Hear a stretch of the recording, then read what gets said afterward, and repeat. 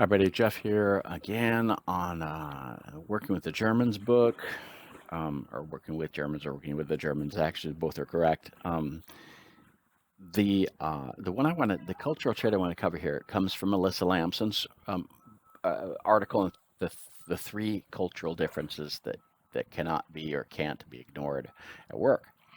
And we're going to come to the other references to that kind of say the same things, and we'll get to those as here. But I want to cover her point right here on the Germans.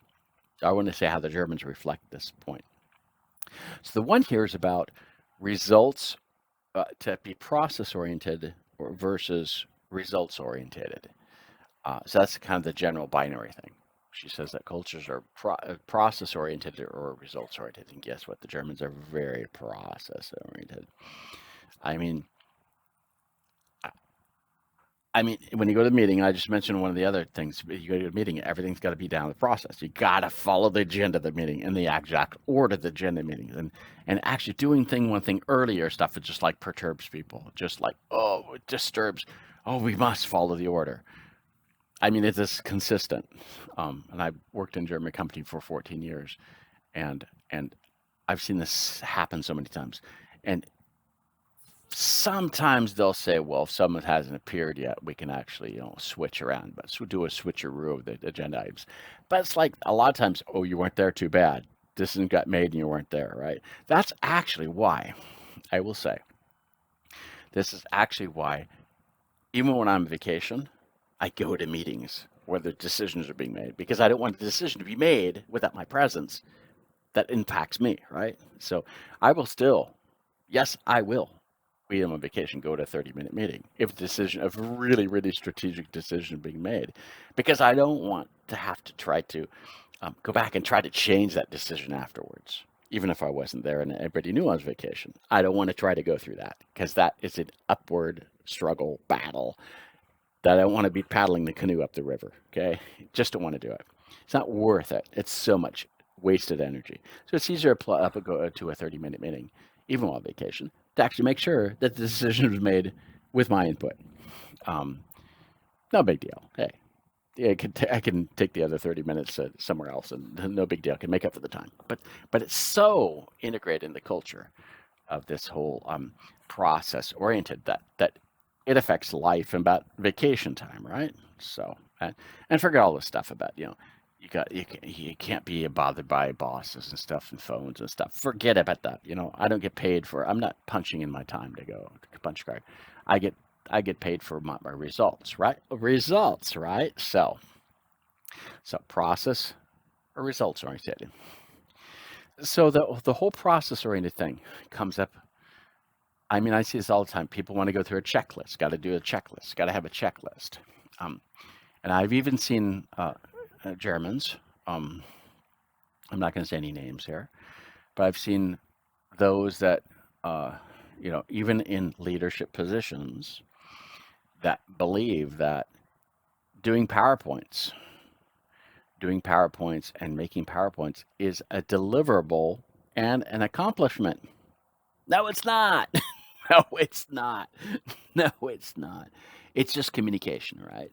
Making PowerPoints and making things and making all those PowerPoints is a deliverable and an accomplishment. No, it isn't. It's just communication, right? It has the content and how you implement it.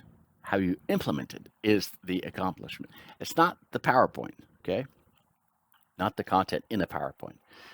But it's so much like you have to do this and you got to communicate this and you got to do a rollout and you got to do this and you got to do that. And those are accomplishments. No, they are not. They're just PowerPoints. They aren't the content. Now they may be in the end. You may train somebody with it. You got to do this. But you know what? Hey, I do a lot. I'm doing this whole book and I'm not doing any PowerPoints, right? Don't need the PowerPoints because I'm explaining it, right? I'm transferring the knowledge with my hands and stuff. So my deliverable is this video series. It's not PowerPoints, okay? And I'm not following a checklist, right? In the end, I do make a list of things because I'm actually going back and changing things as I go, right? But so that's the difference between process oriented and results oriented. Um, now, I'm not saying one is better than the other. They both have their their place. They both have their place. They're both good. It's just when you get the conflict between process oriented and results oriented, and they're conflicting because uh, doing things just because you got to do things because someone's told you got to do things, and you find your worth, and the Germans will find their worth in the value and the fact that they actually just did tasks because someone else did the tasks. And I've actually heard bosses say still today in 2022, you must obey. You must obey.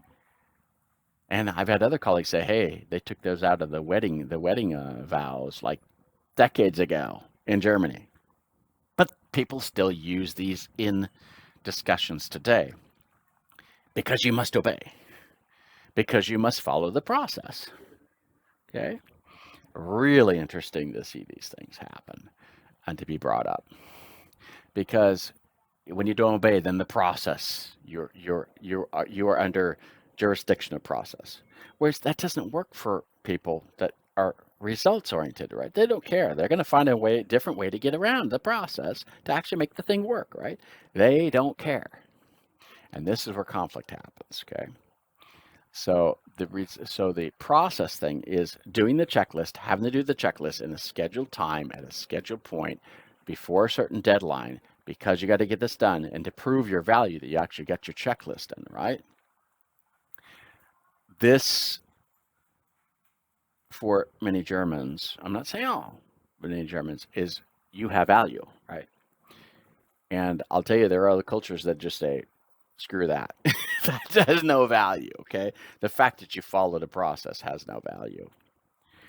Other cultures that are results oriented say the fact you got the thing done, regardless of how you actually did it, whatever process you did, or a completely abnormal process or a complete ad hoc process, it doesn't matter, just that you got the thing done, okay?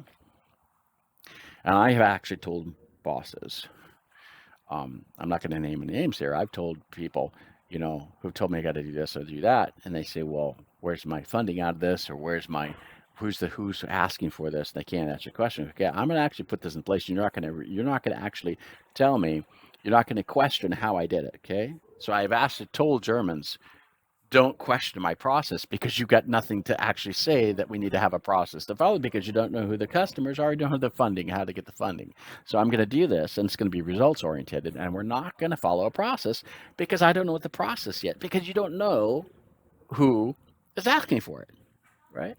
So sometimes I've had to just really confront Germans about this topic because you can't have a process if you don't know what the project is, right?